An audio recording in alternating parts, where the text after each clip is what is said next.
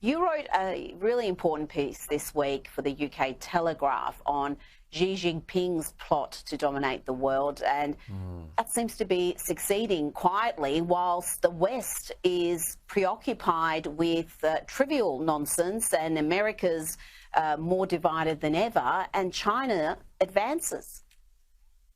Absolutely. Well, I mean, one of the points I wanted to bring across, I've been trying to bring across for some time now, is it's very striking that if you look at the rivals and competitors, indeed enemies of America and the West in the 21st century, they all think in incredibly long cycles of history. You know, we think in our democracies in Australia and Britain and America in sort of 2-year cycles, 4 years, 5 years seems an infinitely long time in our politics.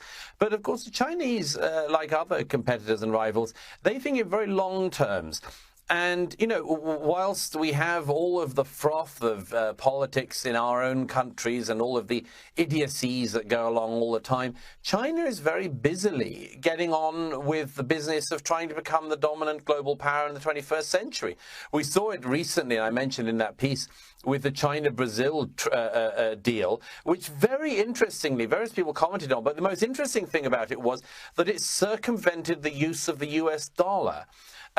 That is a very telling sign, Rita, that both Brazil and China were able to do a deal of this size and not have any involvement with the US dollar.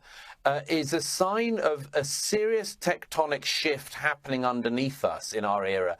And I just wish that more politicians in all of our countries were aware of that shift and aware of what it meant and actually got down to the serious business of trying to make sure that we effectively are able to compete with this power which is so desperate to compete with and overtake the world's democracies.